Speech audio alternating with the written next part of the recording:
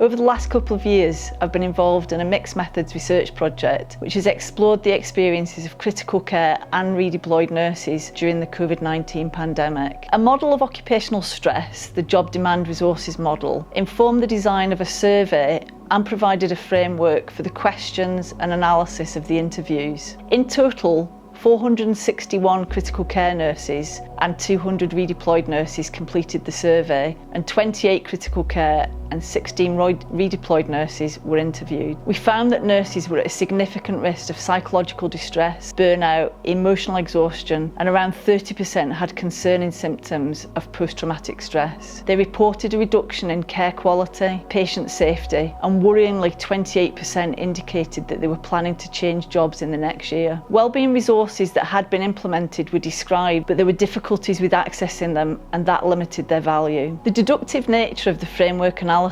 used to analyse the interviews did not fully capture the complexity of the vivid account that was shared by the nurses. This funding has allowed us to undertake further analysis of the interviews, and we are currently undertaking an inductive thematic analysis of the data. I undertook a secondary analysis of the interviews. They revealed that nurses had very different experiences of their redeployment, from quite positive overall to extremely challenging. The reasons for this variability tended to result from systematic and structural factors. Distressing experiences tended to be characterized by a lack of acknowledgement and appreciation, as well as insufficient training and orientation. More positive experiences were underscored by a sense of personal and professional satisfaction, team cohesion and camaraderie, and feeling confident within their role. These findings are significant because they illustrate that challenging redeployment experiences are not ubiquitous, and in fact, they're quite preventable through the implementation of improved, more robust redeployment procedures. The members of the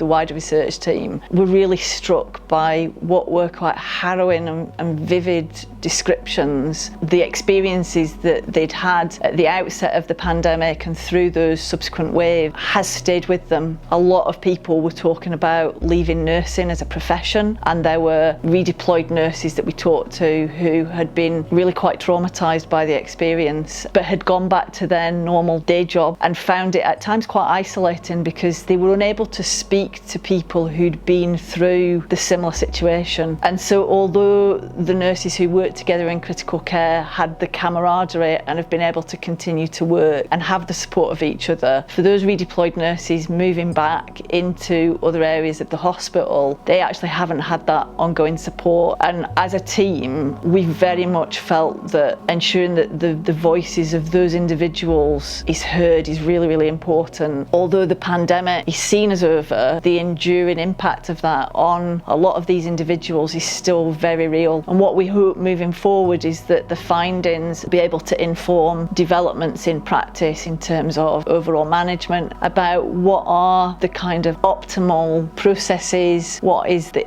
optimum way that being redeployed can take place that benefits the bigger system so that the hospitals are able to deliver their services but isn't detrimental to those individuals who are put into that situation.